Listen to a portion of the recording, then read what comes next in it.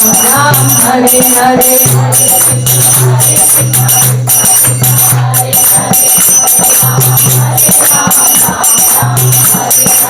हरे कृष्णा कृष्णा कृष्णा हरे हरे हरे राम राम राम हरे हरे हरे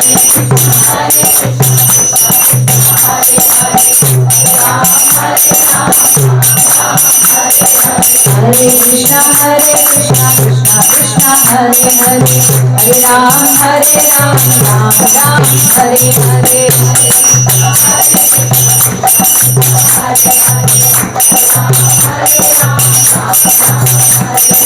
निताई गौरंगा निताई गौरंगा निताई गौरंगा गौरहरि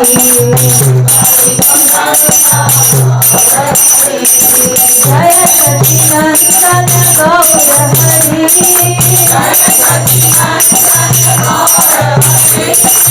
नरिया बिहारी गौरहरि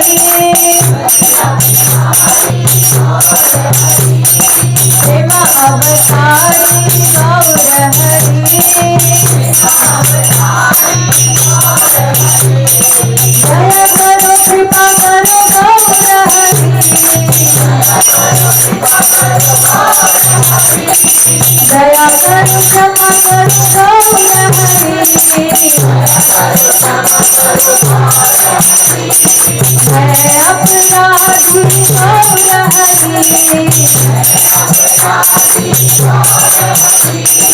अपराध क्षमा करो गौरहरि हरि नाम रुचि दियो गौरहरि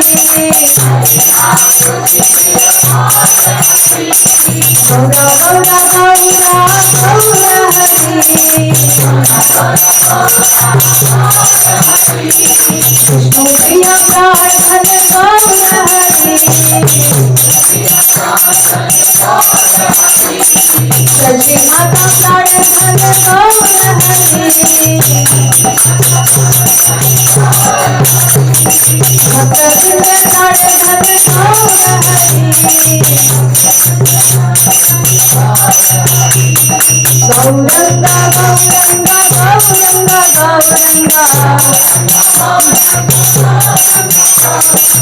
गौरंगा नित्यानंदा नित्यानंदा नित्यानंदा नित्यानंदा निताई गौरा हरि बोल हरि बोल हरि बोल हरि बोल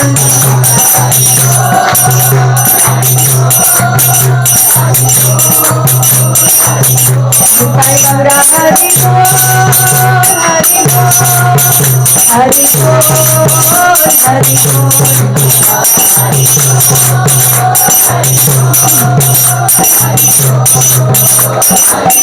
जय जय प्रभुपाद प्रभुपाद प्रभुपाद प्रभुपाद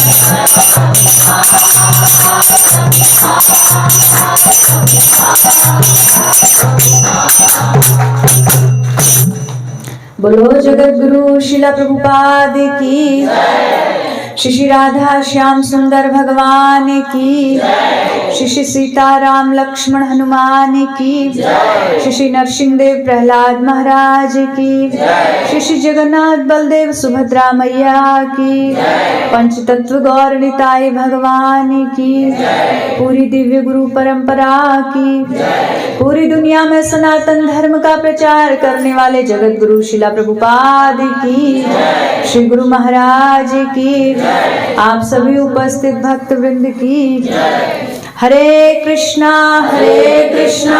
कृष्णा कृष्णा हरे हरे हरे राम राम राम हरे हरे हरे कृष्णा कृष्णा कृष्णा हरे हरे हरे राम राम राम हरे हरे। बोलो भगवान श्री कृष्ण की वाणी भगवद गीता यथारूप की जय।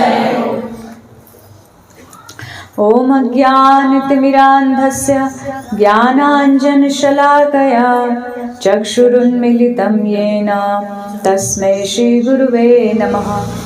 श्रीचैतन्यमनोभीष्टं स्थापितं येन भूतले स्वयं रूपा कदा मह्यं ददाति स्वपदान्तिकम्।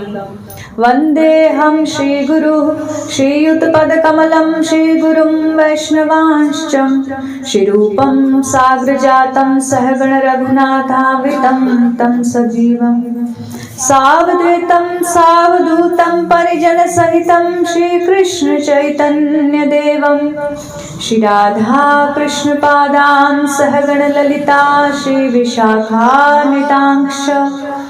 हे कृष्ण करुणा सिंधु दीनबंधु जगतपते गोपेश गोपिका कांत श्री राधा कांत नमस्तुते। तप्त कांचन गौरांगी श्री राधे वृंदावनेश्वरी वृषभानुसुते देवी प्रणमामि हरिप्रिये। वाञ्छाकल्पतरुभ्यश्च कृपा सिन्धुभ्यैव च पतितानां पावनेभ्यो वैष्णवेभ्यो नमो नमः। सभी साथ में बोलिए, जय श्री कृष्ण चैतन्य प्रभु नित्यानंद श्री अद्वैत गदाधर शिवासादि गौर भक्तवृंद। हरे कृष्णा कृष्णा कृष्णा हरे हरे, हरे राम राम राम हरे हरे। हरे कृष्णा कृष्णा कृष्णा हरे हरे, हरे राम राम हरे हरे। हरे कृष्णा कृष्णा कृष्णा हरे हरे, हरे राम राम हरे हरे। बोलो श्रीमद् भगवद गीता यथारूप की जय। थोड़ा सा इको कम कर दी। अध्याय 5 श्लोक संख्या 12। युक्तः कर्म फलं त्यक्त्वा शान्तिमाप्नोति नैष्ठिकीम्। अयुक्तः कामकारेण फले सक्तो निबध्यते। युक्तः कर्म फलं त्यक्त्वा शान्तिमाप्नोति नैष्ठिकीम्। अयुक्तः कामकारेण फले सक्तो निबध्यते। युक्तः कर्म फलं त्यक्त्वा शान्तिमाप्नोति नैष्ठिकीम्। अयुक्तः कामकारेण फले सक्तो निबध्यते। कोई एक प्रभु जी श्लोक दोहराएं। कर्म फलं त्यक्त्वा युक्तः कर्म फलं त्यक्त्वा शान्तिमाप्नोति नैष्ठिकीम्। शान्तिमाप्नोति नैष्ठिकीम्। अयुक्तकामकारेण फले सक्तो निबध्यते। भक्ति में लगा हुआ, कर्म फलम समस्त कर्मों के फल, त्यक्त्वा त्याग कर, शांतिम पूर्ण शांति को, आपनोति प्राप्त करता है, नैष्ठिकीम अचल, अयुक्तः कृष्ण भावना से रहित, काम कारेण कर्म फल को भोगने के कारण, फले फल में, सक्तः आसक्त, निबध्यते बंधता है। अनुवाद, निश्चल भक्त शुद्ध शांति प्राप्त करता है, क्योंकि वह समस्त कर्म फल मुझे अर्पित कर देता है। किंतु जो व्यक्ति भगवान से युक्त नहीं है, जो अपने श्रम का फल कामी है, वह बंध जाता है। तात्पर्य अर्चनी वंदनी जगत गुरु शिला प्रभुपाद की जय। एक कृष्ण भावना भाविक व्यक्ति तथा एक देहात्म बुद्धि वाले व्यक्ति में यह अंतर है कि पहला तो कृष्ण के प्रति आसक्त रहता है, जबकि दूसरा अपने कर्मों के फल के प्रति आसक्त रहता है। जो व्यक्ति कृष्ण के प्रति आसक्त रहकर उन्हीं के लिए कर्म करता है, वह निश्चय ही मुक्त पुरुष है। उसे अपने कर्म फल की कोई चिंता नहीं होती। भागवत में किसी कर्म के फल की चिंता का कारण परम सत्य के ज्ञान के बिना द्वैत भाव में रहकर कर्म करना बताया गया है। कृष्ण श्री भगवान है। कृष्ण भावनामृत में कोई द्वैत नहीं रहता। जो कुछ विद्यमान है वह कृष्ण की शक्ति का प्रतिफल है और कृष्ण सर्व मंगलमय है। अतः कृष्ण भावनामृत में संपन्न सारे कार्य परम पद पर हैं।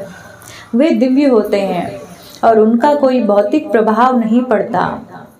इस कारण कृष्ण भावनामृत में जीव शांति से पूरित रहता है। किंतु जो इंद्र तृप्ति के लिए लाभ के लोभ में फंस रहता है, उसे शांति नहीं मिल सकती। यही कृष्ण भावनामृत का रहस्य है। यह अनुभूति कि कृष्ण के अतिरिक्त कुछ भी नहीं है, शांति तथा अभय बत का परम पद है।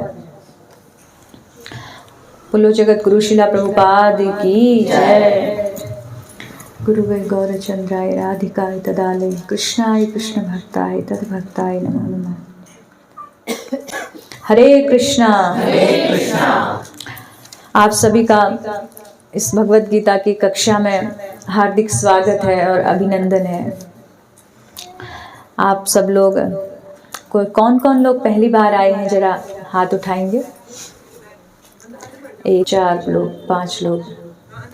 बहुत बहुत स्वागत है जो लोग पहली बार आए हैं, और जो नित्य प्रति आते हैं उनका भी स्वागत है। एक बार ताली बजा के सबके लिए हरि बोल, हरि बोल। इस बार थोड़ा सा भक्त लोग कम संख्या में हैं। मैं सोच रही थी शायद ऐसा ना हो हल्द्वानी के भक्त जब अयोध्या धाम चले गए हों, तो इस समय ऐसी राम राज्य की लहर दौड़ी है कि जहाँ देखो वहाँ भगवान श्री राम छाए हुए हैं। बच्चा बड़ा बूढ़ा स्त्री पुरुष हर देश जाति वर्ग का व्यक्ति जय श्री राम बोल रहा है। ये तो हमारा सौभाग्य है कि भगवान ने ऐसे दिन हमें देखने को दिए हैं। इतनी सौभाग्यशाली पीढ़ी में हम लोगों का जन्म हुआ है कि हमें ऐसे राजा मिले जो अपने सनातन धर्म की स्थापना के लिए बढ़ के कार्य कर रहे हैं, आगे आके कार्य कर रहे हैं। वरना अन्य 500 वर्षों से ऐसा प्रभावशाली और जिसके पास इतनी सामर्थ्य हो कि धर्म के लिए लड़के कुछ कर सके, तो ऐसा राजा नहीं आया।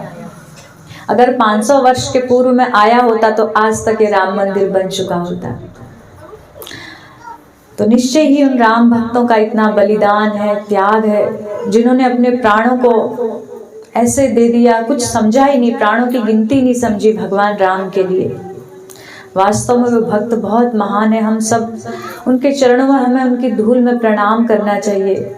उनकी कृपा के कारण, उनके संघर्ष के कारण आज हम लोग उन भगवान श्री राम का दर्शन कर पा रहे हैं, क्योंकि वो लोग तो अपने प्राण समर्पित करके भगवान के धाम चले गए। निश्चित रूप से जिसने जीवन उत्सर्ग किया है भगवान के लिए,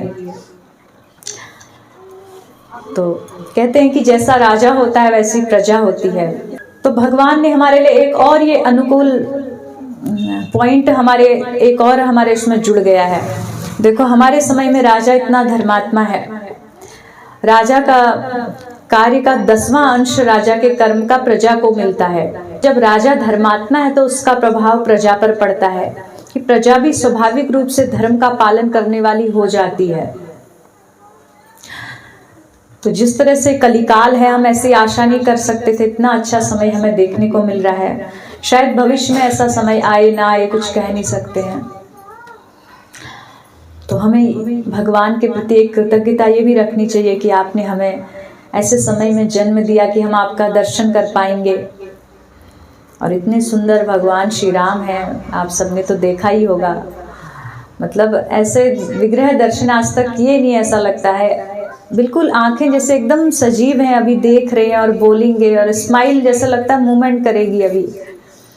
तो कुछ लोगों ने तो क्या, अभी AI चल रहा है, उसकी मदद से वो भगवान के नेत्र घुमा रहे हैं और मुस्कुरा रहे हैं, दिखाया। तो बहुत अच्छा लग रहा। क्या भक्तों को क्या चाहिए? अपने भगवान को हम प्रत्यक्ष मुस्कुराते हुए और आंखें पलक झमकाते हुए देखें। चलो कोई बात नहीं, जो आधुनिक उपकरणों के माध्यम से हमें दिख गया थोड़ा सा भावना कि हमारे ठाकुर जी ऐसे मुस्कुराते होंगे। आप सबको भी इस राम मंदिर के बनने की बहुत बहुत बधाई और शुभकामनाएं। हरि बोल। अब हम अपने टॉपिक की तरफ आते हैं। आज हमारे भगवत गीता का जो 5वां अध्याय है, उसका शीर्षक है कर्म योग, कृष्ण भावना भावित कर्म। तो उसमें जो अनुवाद में बताया, निश्चल भक्त शुद्ध शांति प्राप्त करता है, क्योंकि वह समस्त कर्म फल मुझे अर्पित कर देता है। किंतु जो व्यक्ति भगवान से युक्त नहीं है, जो अपने श्रम का फल कामी है, वह बंध जाता है। जो भगवत गीता है, ये भगवान के हृदय की, जो मन की बात है, वो भगवत गीता में कही है। भगवान क्या सोचते हैं, कैसे विचार हैं, अपने भक्तों के प्रति क्या है और सब जीवों के प्रति। तो भगवान को जानना है, उनके स्वभाव को तो गीता पढ़ के हम जान सकते हैं।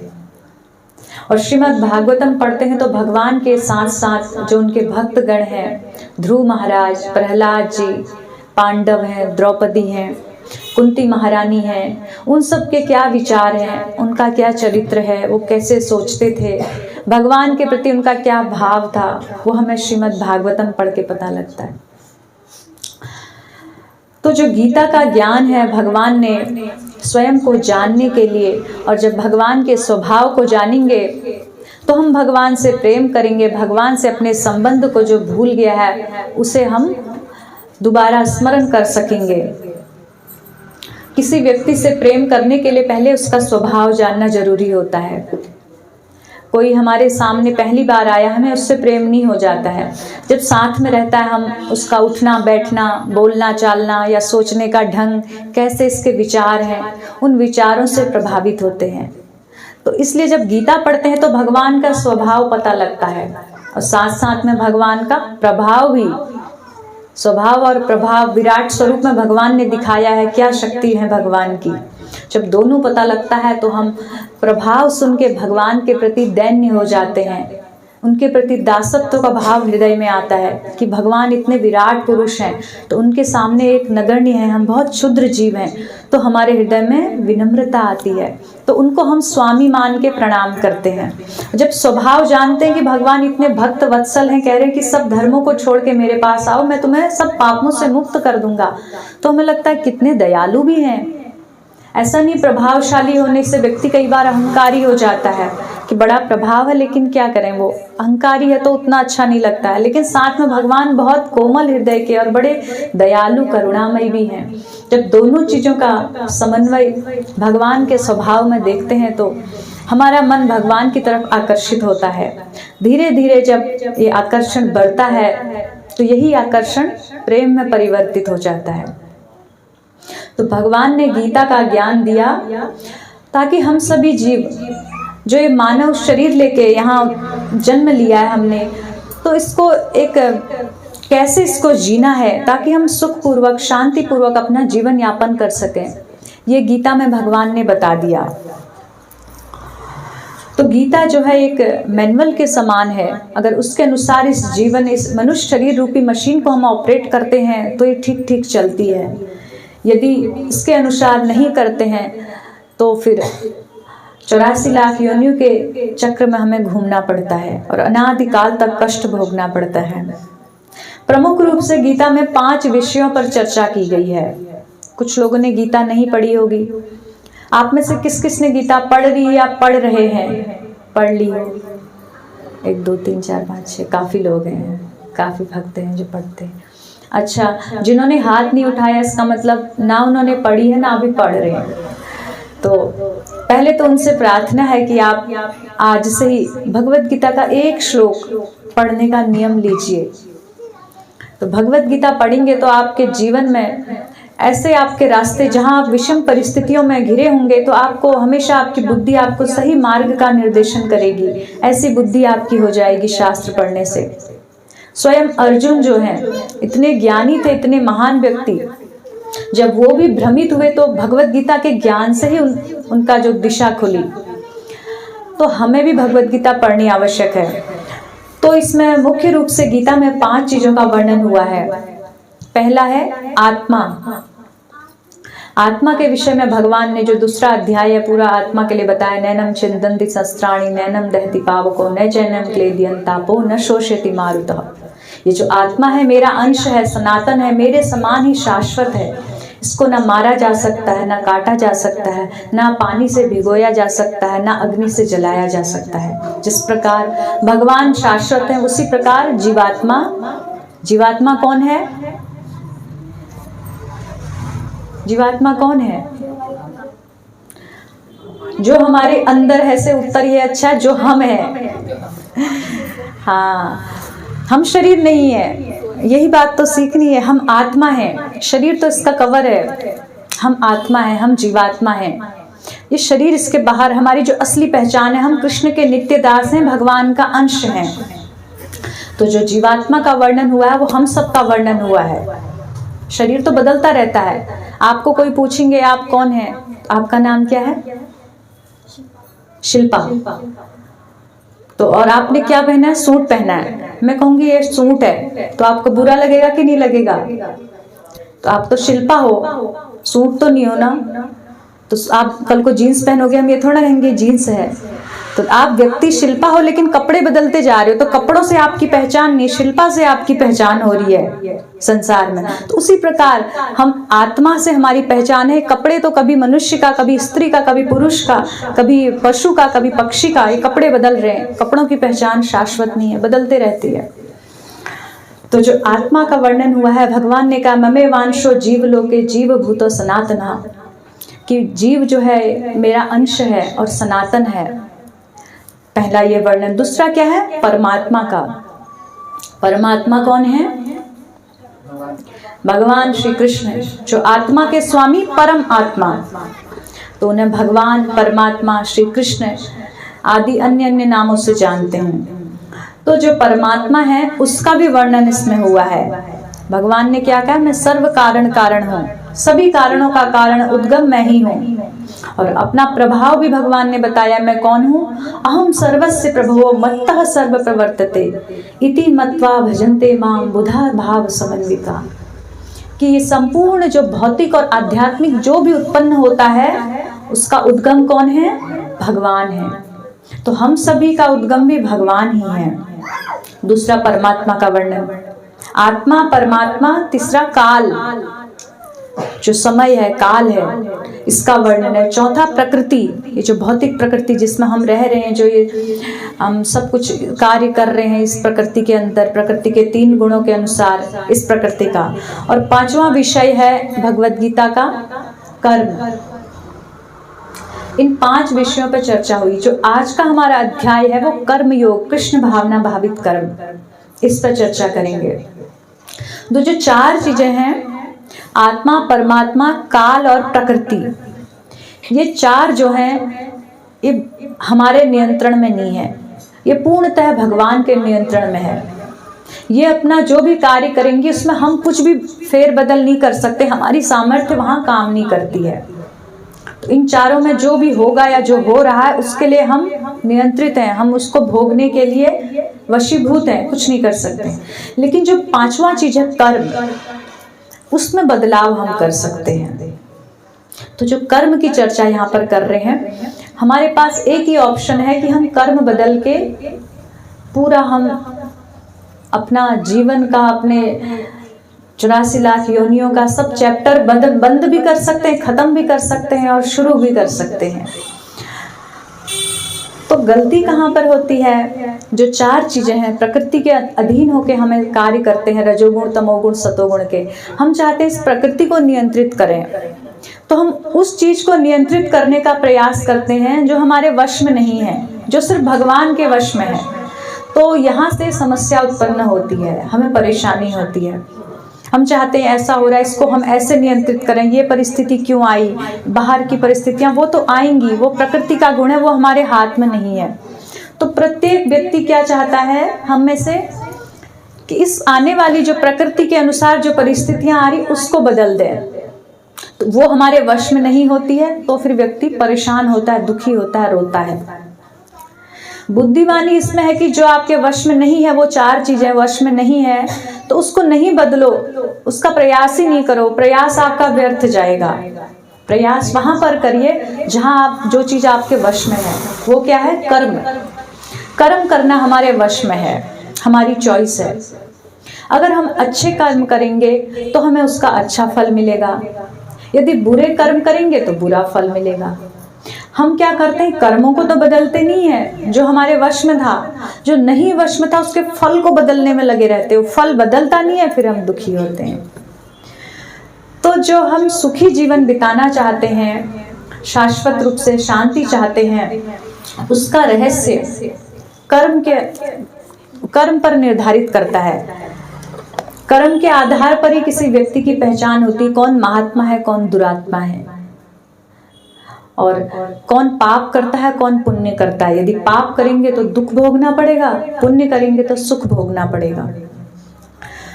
और अगर हम पाप और पुण्य से मुक्त होकर कृष्ण भावना भावित कर्म करते हैं, जिसका यहाँ पर वर्णन हो रहा है, तो हम इन दोनों से मुक्त हो जाते हैं, द्वंद्वों से मुक्त हो जाते हैं। इसलिए अब हमको चर्चा कर्म पे करनी चाहिए, हमें अपना फोकस कर्म पे करना चाहिए, जिसको बदलने से फल अपने आप बदल जाएगा। प्रकृति अपने आप हमारे साथ अच्छा कार्य, अच्छा व्यवहार करेगी, अच्छे परिणाम देगी। तो कर्म से हम बंधन को भी प्राप्त होते हैं, कर्म से मुक्ति को भी प्राप्त होते हैं। अगर हम भगवान की भक्ति करें, अगर भगवान की प्रसन्नता के लिए कर्म करें, तो भगवत धाम जा सकते हैं। यदि मनमाने तरीके से कार्य करें तो नरक भी जा सकते हैं। तो अब चॉइस हम पर है।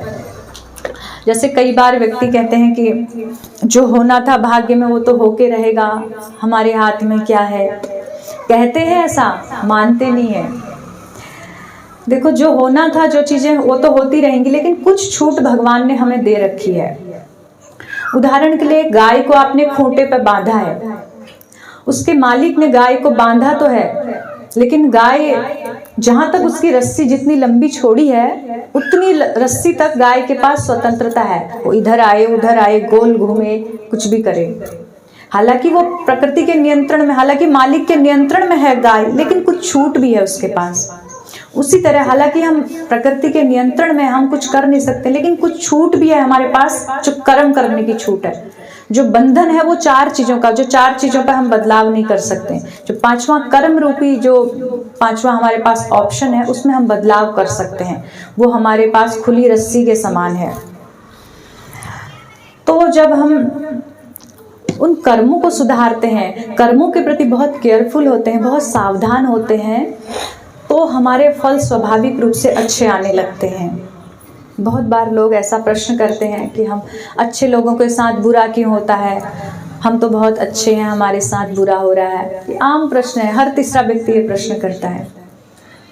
तो इसका रहस्य यह है कि हमने जो पूर्व में कर्म किए, उसका फल हमें भोगना पड़ रहा है।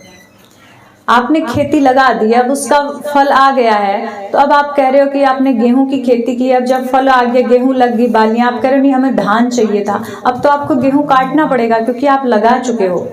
यदि आपको धान चाहिए तो आपको दोबारा से धान खेती करनी पड़ेगी। जब हमारा जन्म भी होता है तो कुछ ना कुछ कर्म लेके ही आते हैं, वरना किसी का जन्म बच्चे का किसी गरीब घर में होता है, किसी का बड़े अमीर घर में होता है। अगर देखें तो बच्चे ने क्या कर्म किया, अभी तो पैदा हुआ, उसने कुछ भी नहीं किया। तो उसको बैठे बिठाए, किसी को तो इतना अमीर घर में इतनी उसकी ठाठ होती है, किसी को खाने के लिए अब दूध भी नहीं पीने के लिए मिलता है, किसी गरीब अगर ऐसे व्यक्ति को देखें तो मूल में क्या, उस बच्चे ने पूर्व जन्म में जो कर्म किए उसके अनुसार उसको ये दूसरा शरीर मिला है।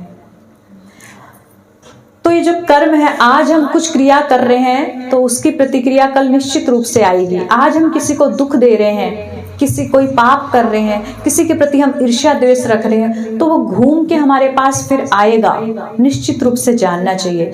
यदि इस बात को हम समझेंगे तो स्वाभाविक रूप से हमसे कोई गलत कार्य नहीं होगा। हम लोग कहते हैं ना, हम गलत कार्य से कैसे बचें। आप समझो किसी का बुरा कर रहे हो, फिर उसको आप अपने में फील करो, ये आपके साथ भी होगा, जैसा आप किसी दूसरे के साथ कर रहे हो वैसा आपके साथ होगा, तो आप खुद सावधान हो जाओगे, आप कभी नहीं चाहोगे हमारे साथ बुरा होगा। तो इसलिए हमें कर्म करते समय इतना केयरफुल रहना है, ये ध्यान रखना है कि इसकी प्रतिक्रिया, इसका फल ये मुड़ के हमारे पास ही आना है। तो इस चीज को ध्यान रखेंगे तो हम सतर्क रहेंगे। अगर कर्मों से हम डर के रहेंगे कि अच्छे कर्म करें बुरे कर्म ना करें तो हम बच सकते हैं, अन्यथा कि कल किसने देखा, इस भावना से हम चलते रहे तो फिर बहुत मुश्किल है, बहुत कठिन है, आगे भयंकर फिर कष्ट हमारा इंतजार कर रहे हैं। तो उसके लिए बचने के लिए हम हमारे जीवन में जो भी सुख दुख आता है, हम कई बार व्यक्ति विशेष को या दोष देते हैं, इसने मेरे साथ ऐसा किया, क्या यही व्यक्ति नहीं होता तो ऐसा नहीं होता। मूल रूप में जो व्यक्ति हमारे पास आता है, कोई भी सुख या दुख लेके तो आता है, तो हम तब नहीं ब्लेम करते हैं कि तब तो हम कहते हैं तो मेरा भाग्य था, मैं बहुत अच्छा था या अच्छी थी तब ऐसा हुआ। लेकिन जब दुख लेके आता है फिर हम अपने पर ब्लेम नहीं करते हैं, फिर जो व्यक्ति के थ्रू हमें कष्ट मिला है उस पर ब्लेम करते हैं। तो जो व्यक्ति के माध्यम से कष्ट मिलता है, वो व्यक्ति जो कोरियर लाने वाले बॉय, जो लड़के होते हैं ना, वो लाते हैं पार्सल घर में पहुंचाते हैं, तो वो जो पार्सल लाते हैं, जो हमने ऑर्डर किया होता है वही हमारे पास आता है। वो लड़के बदल बदल के आते, कभी कोई लाता है कभी कोई लाता है। हम जब गलत हमारा पार्सल आता है, हम उसको तो नहीं डांटते हैं कि तुम क्यों ऐसा लाए, क्योंकि हमें पता होता है हमने ऑर्डर ये किया, फिर हम उस पर जाके ऑर्डर कैंसिल करते हैं। तो इसी प्रकार जो हमारे पास कर्म फल आज आ रहा है, पूर्व में हमने ऑर्डर किया है, यानी कि हमने वो कर्म किया है, तो माध्यम कुछ भी बन सकता है उस कोरियर बॉय की तरह। माध्यम हमारे पारिवारिक सदस्य बन सकते हैं, पड़ोसी बन सकता है या अन्य कोई बन सकता है। तो उस माध्यम पर दोष देना मूर्खता है, मूल में वो हमारा ही किया हुआ है। तो अगर हम चाहते हैं कि जड़ से ये समस्या खत्म हो, तो अब हम अच्छे कर्म करना, अच्छे कर्म मतलब अगर पुण्य कर्म करेंगे तो हमें सुख मिलेगा, लेकिन उत्तम क्या है, कृष्ण भावना भावित कर्म। जो भी कर्म करें भगवान की प्रसन्नता के लिए करें। ये कर्म करना शुरू करेंगे तो जो पूर्व में बुरे कर्म कर दिए उसका फल तो आएगा, क्योंकि कर्म फल से कोई नहीं बच सकता है। लेकिन आगे के लिए हमारे पास आशा है कि धीरे धीरे भोगते भोगते जब ये खाता हमारा खत्म होगा, अब हमारा अच्छा खाता चलना शुरू होगा।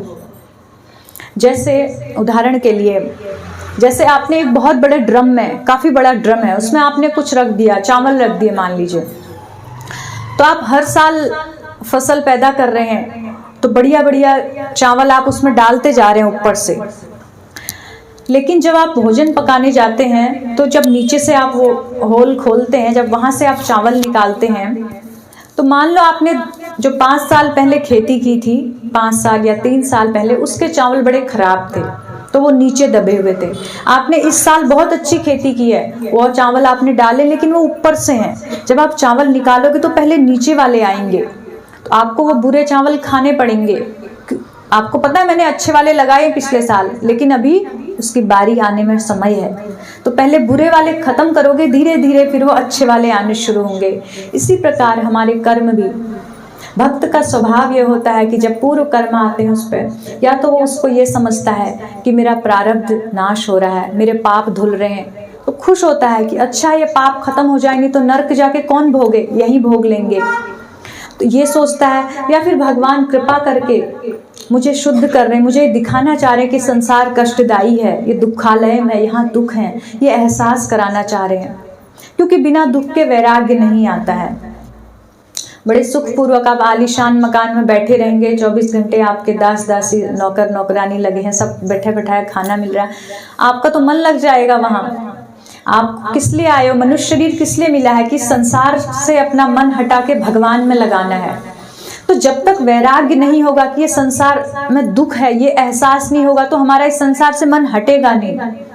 तो इसका एहसास कराने के लिए जो हमारे पूर्व कर्म फल आते हैं, दुख आता है, तो उसके द्वारा हमें लगता है नहीं, हमें भक्ति करनी चाहिए। संसार में सुख नहीं है, संसार बड़ा दुखदाई है, यहाँ बड़े धोखेबाज लोग हैं, ये सही स्थान नहीं है, हमारे रहने के लिए उपयुक्त नहीं है। हमें कोई अच्छी जगह रहना है जहाँ सुख शांति हो, किसी प्रकार का कष्ट ना हो।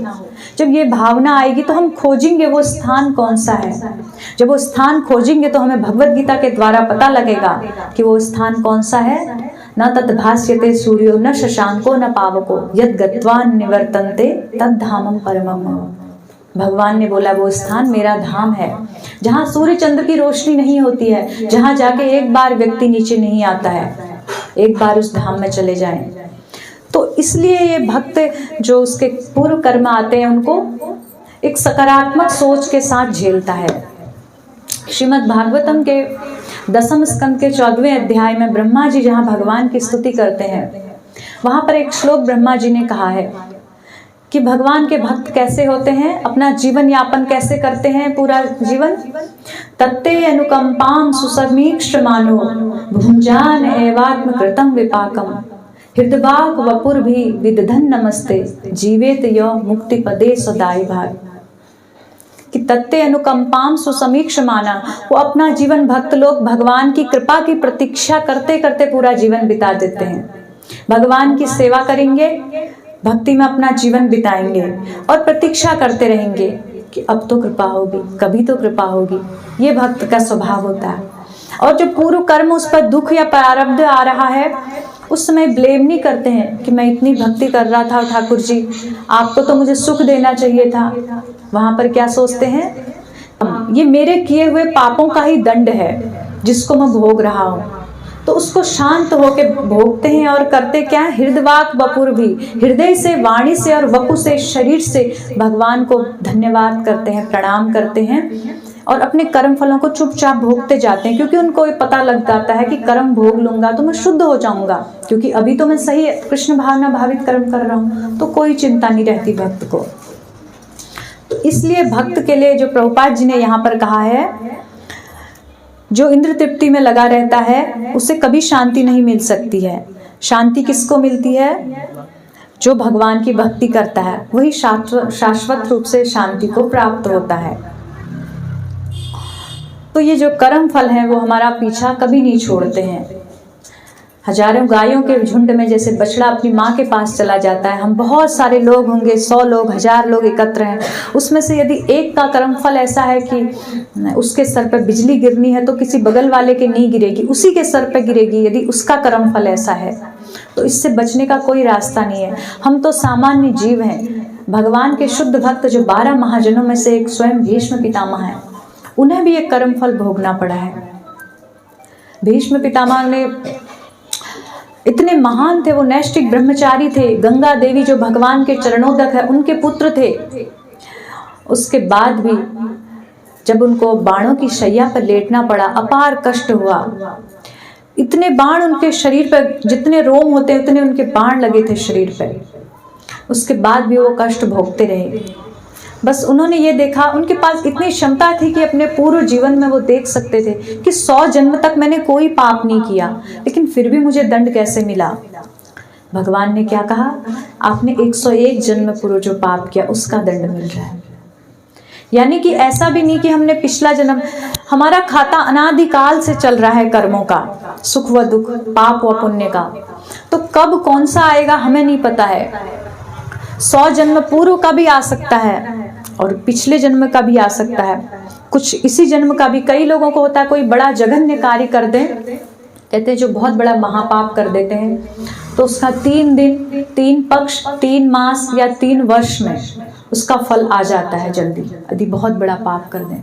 आपने देखा भी होगा कई लोग बड़े जल्दी पाप को तुरंत फांसी पर चढ़ जाते हैं या जेल हो जाती है। तो वो भगवान का विधान इतना बारीक है, कर्मों देखा जोखा है कि हमें समझना बड़ा कठिन है। फिर भी हमें प्रयास करना चाहिए। भगवान ने कहा इसको समझना चाहिए बुद्धिमानी पूर्वक। हम इससे बच नहीं सकते, आंख नहीं बंद करनी चाहिए। यदि हमारे कर्म सही होंगे तो हमारा मार्ग आगे को सुखमय रहेगा। तो जब कष्ट आए, कोई परिस्थिति आए, उसे सह जाना चाहिए। भगवान ने स्वयं अर्जुन को कहा है, मात्रा स्पर्शास्तु कौन्तेयो शीतोष्ण सुख दुःखदा आगमा पाइनो नित्य ताम तितिक्षस्व भारत। कि हे अर्जुन, जो सुख दुख, सर्दी गर्मी बरसात आदि आ रहे हैं, इनको सहो, तितिक्षस्व भारत, आपको सहना पड़ेगा। तो इसलिए जो पूर्व कर्म आ रहे हैं सो सहना चाहिए। जब सहना ही निश्चित रूप से लिखा है तो क्यों ना प्रसन्नता पूर्वक सहें कि मेरे कर्म नाश हो रहे हैं और मैं भक्ति कर रहा हूँ, आगे के लिए मैं शुद्ध होता जा रहा हूँ, मेरी प्रगति हो रही है। इस तरह सहेंगे तो हम खुशी खुशी अपना जीवन यापन कर पाएंगे। यदि उसके लिए रोते रहेंगे, भोगना तो हमें तब भी है क्योंकि हमारे वश में नहीं है। और उसमें क्या होगा, अगर हम रोएंगे तो जो ये समय हमारे पास जो सुअवसर था उसको तो गवा देंगे और पूर्व का भोग ही रहे।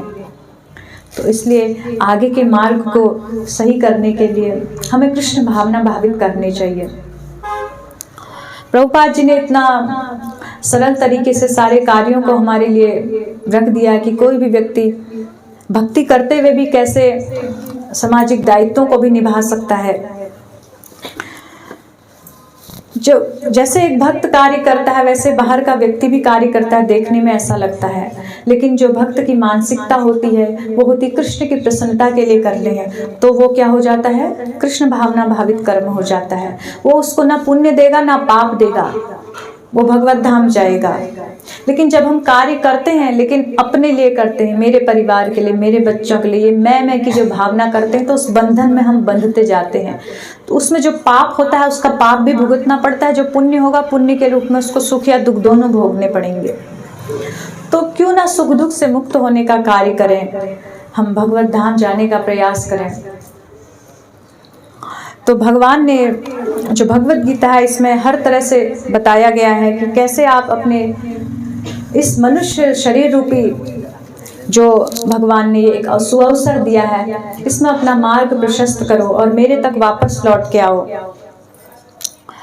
एक कृष्ण भावना भावित व्यक्ति तथा एक देहात्म बुद्धि वाले व्यक्ति में यह अंतर है कि पहला तो कृष्ण के प्रति आसक्त रहता है, जबकि दूसरा अपने कर्मों के फल के प्रति आसक्त रहता है।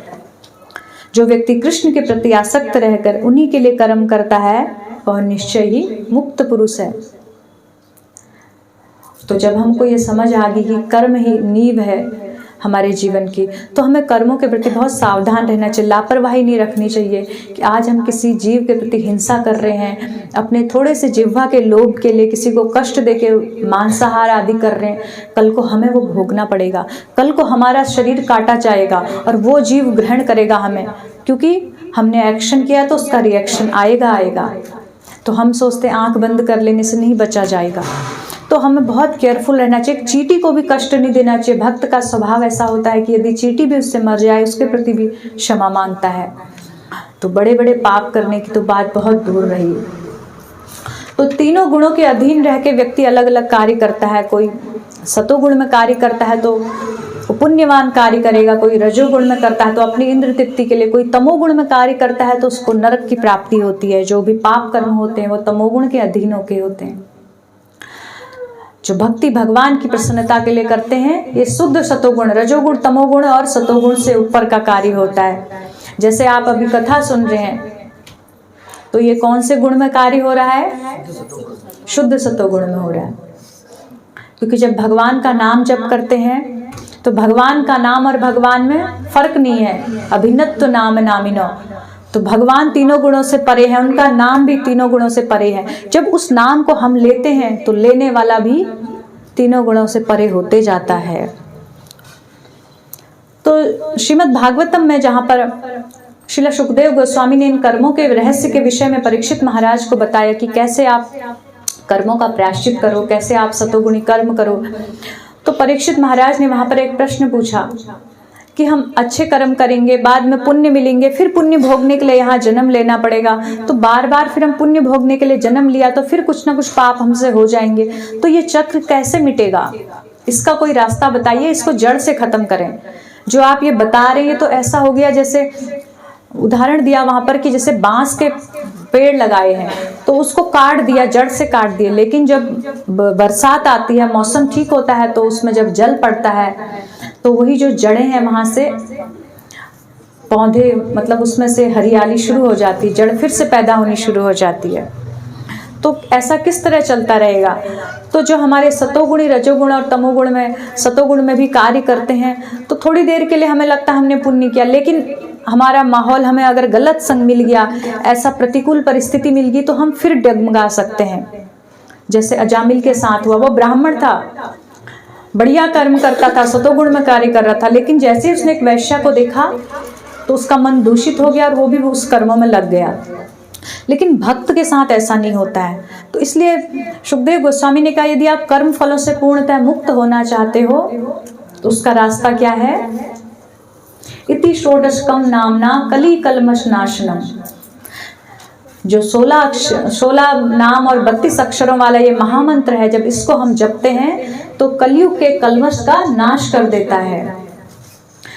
तो भागवतम में कई श्लोक है जहां पर बताया कि हरिनाम ही संपूर्ण कर्म फलों को क्षीण करने वाला है और जड़ से खत्म कर देता है, और हमारे अंदर जो कर्मों की जो वासना है उन्हीं को खत्म कर देता है। तो एक श्लोक आता है, वहां पर ये पूछा जाता है कि वेद शास्त्रों का सबका निर्णय क्या है, कैसे हम इस मनुष्य, इस पाप रूपी संसार में से जकड़ जाता है भौतिक संसार में, तो इससे कैसे निकले, उसका निर्णय कैसे करें। तो वहां पर एक श्लोक है, एतत् निर्विद्यमाना नाम इच्छिता अकुतो भयम, कि यदि कोई व्यक्ति भय से और सबसे मुक्त होना चाहता है, शांतिमय जीवन यापन करना चाहता है, तो वो क्या है? हरेर नामानुकीर्तनम, हरिनाम का उच्चारण करना चाहिए उसको। तो हरिनाम क्या है? इस संसार में रहते हुए, इस प्रकृति के तीनों गुणों के भीतर रहते हुए, तीनों गुणों से परे है, वो भगवान के समान है। तो जब हम कृष्ण भावना भावित कर्म करते हैं, भगवान नाम का सहारा लेके कार्य करते हैं, तो हमारी बुद्धि इन कर्मों की जो बारीकियों को समझ पाती है, कौन से अकर्म है, कौन से विकर्म है, तो कौन से कर्म हमें करने चाहिए, कौन से नहीं करने चाहिए। तो आज का जो श्लोक था, हमें इसके विषय में भगवान ने बताया था कि कैसे अपने कर्मों को ठीक करें। और कलयुग में तो एक बोलो श्री राधा श्याम सुंदर भगवान की जय। कलयुग में हमें एक फायदा है, अन्य युगों में ऐसा होता था यदि हम मन से कोई पाप कर्म सोच रहे हैं तो उसका भी दंड मिलता था, लेकिन कलयुग में यदि हम मन से कुछ सोचते हैं गलत तो उसका दंड नहीं मिलता है। मन से कुछ पाप करें, खुश हो रहे हैं कुछ प्रभु जी लोग, छूट नहीं है ये। देखो, अगर हम मन से, इसका मतलब सोचे, अब हम मन से सोचे कुछ दंड नहीं मिलेगा। मन से यदि हम कुछ सोचते हैं, जैसा हम सोचते हैं वैसी हमारी विचारधारा होती, फिर उसके अनुसार बुद्धि निर्णय करती। जो हम विचार करते हैं वो हमारी क्रिया में और हमारी वाणी में उतरता ही उतरता है, और क्रिया और वाणी में उतरेगा तो कर्म बन ही जाएगा। इसलिए जब इंद्रियों तक, क्रिया तक आपकी बात आए, फिर संभालना बहुत कठिन होता है। आपके मन में कोई विचार आया, कोई गलत विचार आया, आपने वहीं पर नहीं उसको नकार के पीछे कर दिया, उस पर बहुत लंबा विचार नहीं किया, तो खत्म हो सकता है। उसको कई दिन तक सोचते रहे, उसको आपने बढ़ावा दिया, उसको महत्व दिया, तो धीरे धीरे आपकी इंद्रियों में आएगा, इंद्रियों के माध्यम से फिर कर्म हो जाएगा, फिर आप नहीं रोक पाओगे। तो इसलिए जो कलयुग में जो फायदा है, इसका फायदा नहीं उठाना है, ये फायदा होते हुए नुकसान ही है। तो हमें मन के द्वारा ही, इस मन को मूल रूप में अगर भगवान की सेवा में लगाएंगे तो इसकी जो पाप करने की प्रवृत्ति खत्म हो जाएगी।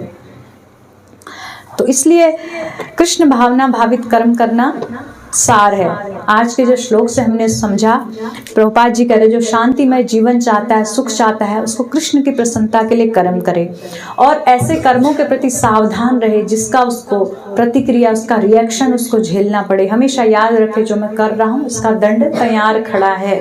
अगर आपके अंदर भोगने की क्षमता है तो करिए, अगर इतनी हिम्मत है, नहीं तो हम ये नहीं कह रहे कि आप वो करिए। और इस कर्म फल से बचने की जो सामर्थ्य देगा वो हरिनाम देगा।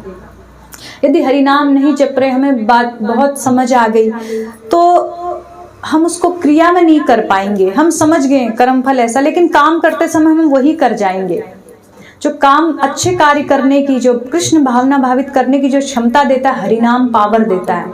अगर आप हरिनाम करेंगे तो मान लो आपने अभी सुना तो आप कल से उस पर अप्लाई करना शुरू कर देंगे। यदि कोई नाम जप नहीं कर रहा होगा तो वो सुनेगा, लेकिन उसके अंदर इतनी क्षमता नहीं होगी कि मैं ये दुर्गुणों को छोड़ पाऊँ या अच्छे कार्य कर पाऊँ। तो इसलिए हरिनाम क्या है, हमारे पूर्व खाते को भी जला सकता है। हरि नाम करेंगे, यदि 24 घंटे भगवान नाम का उच्चारण कोई करता है तो कहा गया है कि उसका जो जितना वो इस जन्म में लेके आया बस उतना ही भोगना पड़ता है। बाकी जो इतना बड़ा स्टॉक रखा है ना, एक सुमेरु पर्वत के समान जो पाप किए हमने, वो सब खत्म हो जाते हैं।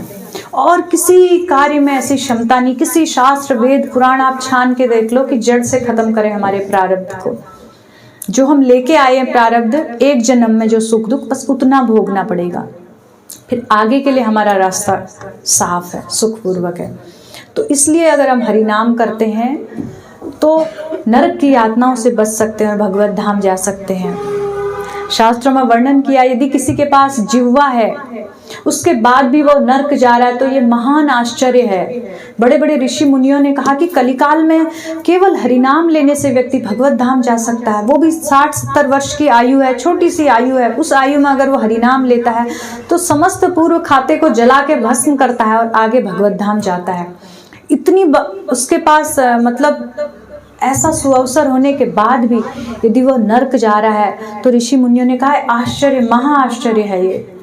क्या करना है आपको, कोई जिह्वा को बस हिलाना है, कोई कठिन काम नहीं है। जिह्वा के द्वारा हरि नाम लेना है तो हरि नाम में इतनी सामर्थ्य कि बाकी कार्य वो सब संभाल लेंगे। भगवान ने कहा है हरि से बड़ा हरि का नाम है, उनका नाम उनसे भी बड़ा है। यदि हम उनका नाम भगवान का ले लेंगे, नाम को पकड़ लेंगे तो भगवान को बरबस हमारी ओर आना पड़ेगा, भगवान खींचे चले आएंगे। एक छोटी सी कथा, छोटी सी बताती हूँ आपको शॉर्ट में। एक महाराष्ट्र में संत तुकाराम थे। तुकाराम जी इतने नाम जापक थे कि भगवान का दिन रात नाम लेते थे, विट्ठल विट्ठल विट्ठल। कृष्ण भगवान ही विट्ठल रूप में है वहाँ, तो रुक्मिणी विट्ठल, उनसे बहुत प्रेम करते थे। तो इतना नाम उन्होंने लिया कि वो शरीर भगवत धाम गए।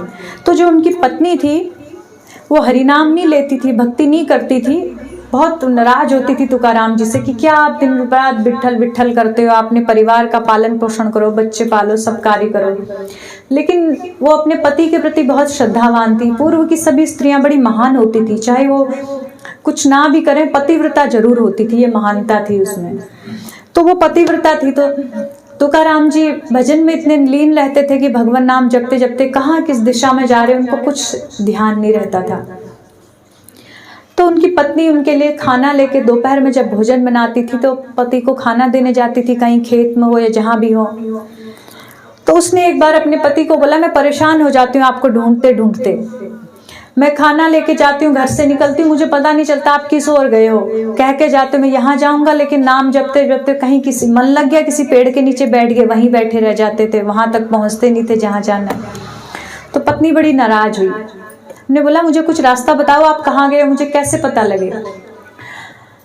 तो संत तुकाराम जी ने कहा ऐसा करना, तू चौराहे पे कान लगाना जमीन से, जिस तरफ से विट्ठल विट्ठल ध्वनि आए समझना उस दिशा में मैं गया हूँ।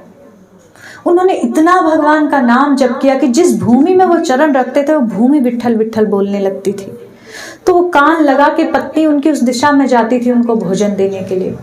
और उनका शरीर, अब देखिए नाम के द्वारा मैं ये समझाना चाह रही हूँ कि नाम इतना शक्तिशाली है कि आपका जो शरीर है ये नश्वर शरीर है, ये मल मूत्र का भांड इस शरीर में क्या है, हड्डी है और मांस है, इसके अंदर रक्त है। अगर ये बाहर रक्त निकलता है तो हम हाथ धोते हैं, कितना घृणित है। यही रक्त अंदर है तो हम इसको वोट कर रहे हैं, बहुत है कुछ नहीं इस शरीर में। लेकिन यही शरीर, ये जो बेकार घृणित वस्तुओं से बना शरीर भगवान का वो दिव्य नाम लेता है तो उसमें इतनी दिव्यता आ जाती, इतनी शक्ति आ जाती कि जहां स्पर्श करता है वहां से नाम निकलने लगता है। तो ये क्षमता कैसे आएगी? हरिनाम जपने से। और उसमें कुछ नहीं करना है, जिह्वा के द्वारा हरिनाम। अब फिर एक प्रश्न और आएगा कि आपका हमारा मन नहीं लगता है। अगर आप बार बार नाम लेते जाएंगे तो मन अपने आप लगने लगेगा। कुछ समय बाद ऐसा होगा कि आपको नाम इतना अच्छा लगेगा, आपको कहा होगा 16 माला, आप कहोगे नहीं मैं 16 ही क्यों करूं, मैं तो 20 करूंगा, 32 करूंगा। खुद से आप नाम बढ़ाओगे। ये आपकी प्रगति की एक पहचान है। यदि हम भगवान के जो नाम जप और कथा में हमारी इतनी रुचि हो रही है कि हमें और जप करना है, और थोड़ी देर कथा और चले, ऐसी हमारी भावना आ रही तो हमें कथा से प्रेम है। नहीं आज 1 घंटा माता जी ने ज्यादा कर दिया, ऐसी भावना आ रही तो अभी थोड़ी और जरूरत है डोज लेने की। तो इसलिए आज के जो गीता के इसका सार यह है कि हमें कर्मों के प्रति बहुत सावधान रहना है कि इसका फल हमें ही भुगतना है, कोई पड़ोसी नहीं आएगा। तो इस भावना के साथ और पूर्व कर्मों का नाश करने के लिए हरिनाम का सहारा लेना है। तो दोनों चीजों का हमें बात बता दी है, 2 जो सार की बात है। इन्हीं शब्दों के साथ आपका धन्यवाद। हरे कृष्णा हरे कृष्णा कृष्णा कृष्णा हरे हरे हरे राम राम राम हरे हरे। बोलो श्री श्री गौराधा कृष्ण भगवान की जगत गुरु शिला प्रभुपाद की जय।